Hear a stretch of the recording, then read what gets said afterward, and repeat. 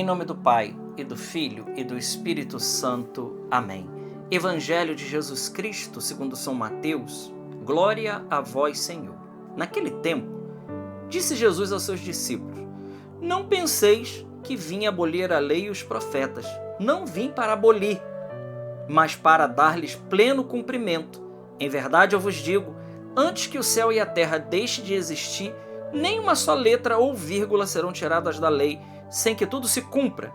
Portanto, quem desobedecer a um desses mandamentos, por menor que seja, e ensinar os outros a fazerem o mesmo, será considerado o menor no reino dos céus. Porém, quem os praticar e ensinar, será considerado grande no reino dos céus.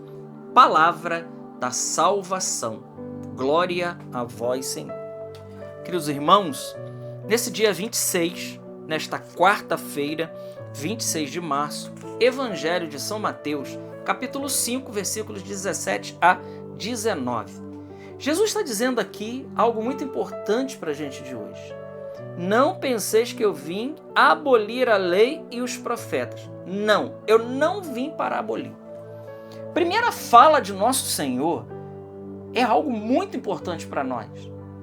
Jesus está dizendo para mim e para você, querido irmão, que os mandamentos, eles continuam valendo e eles continuam sendo um pré-requisito para que a gente possa se salvar. Os mandamentos, eles não foram revogados. Ainda que o mundo, a humanidade, ela tenha por si só revogado os mandamentos, eles não foram revogados. Jesus está dizendo, eu não vim aqui para revogar a lei, eu não vim para abolir a lei e os profetas. Não, eu não vim para aboli-los, mas eu vim para dar-lhes pleno cumprimento. Entendi isso, irmãos? Isso aqui é muito sério.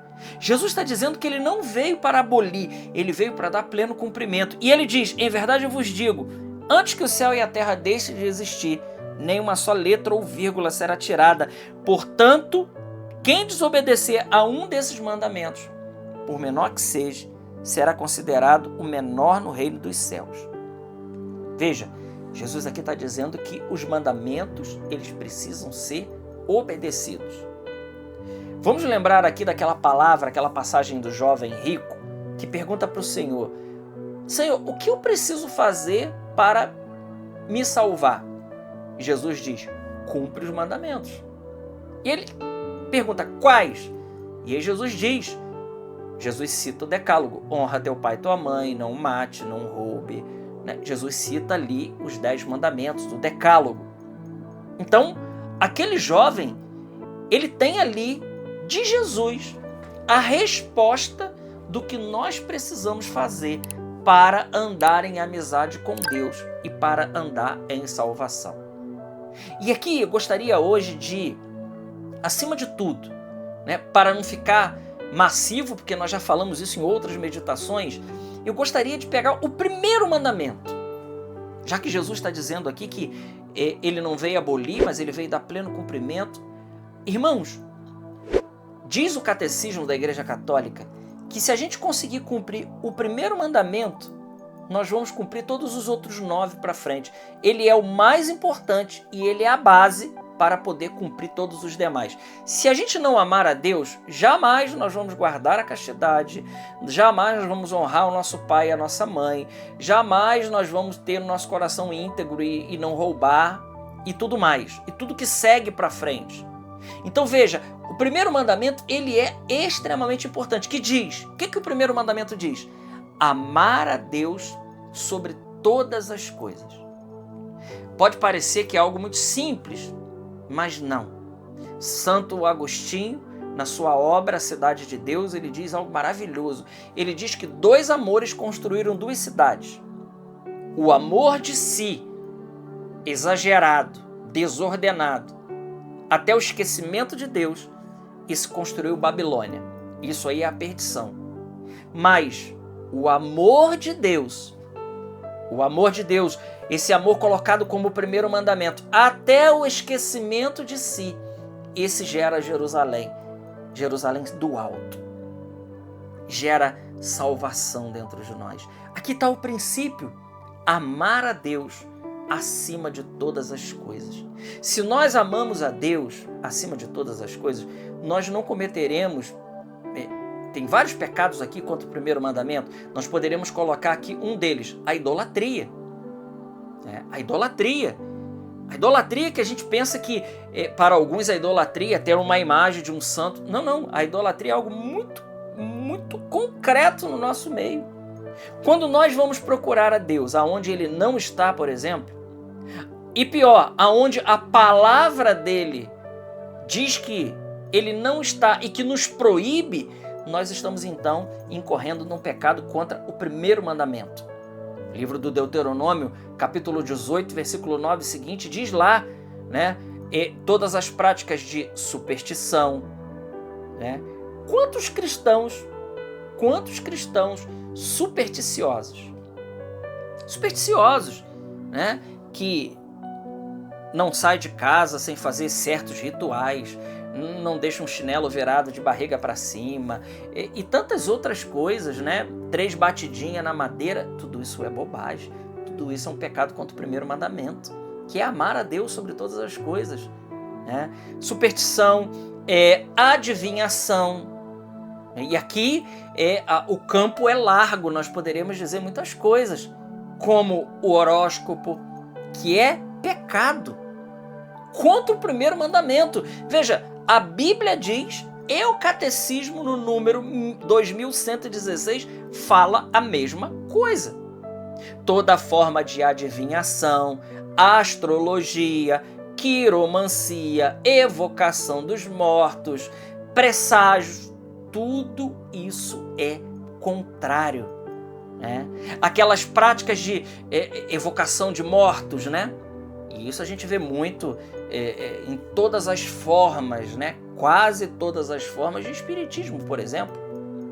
Isso é pecado para nós. E veja, esse vídeo é direcionado para os católicos, com todo respeito aos meus irmãos das outras religiões, né? Tem todo o meu respeito, eu estou falando para os católicos. E para os católicos eu tenho a obrigação, né, de falar aquilo que a palavra de Deus e o magistério da igreja nos ensina. Os pecados contra o primeiro mandamento de idolatria, de superstição, de adivinhação. Quantas pessoas não saem de casa sem ler horóscopo? Cristãos, católicos. Isso é pecado. Não. Jesus proíbe isso. O catecismo proíbe. A Bíblia proíbe isso, né? Adivinhação, magia, esoterismo, né? Quantas pessoas, por exemplo, que colocam dentro das suas casas pirâmides para terem energia, para terem isso, para ter aquilo, espada de São Jorge, um Buda virado para coisa para trazer prosperidade. Tudo isso é superstição e isso é abominável por Deus, irmãos.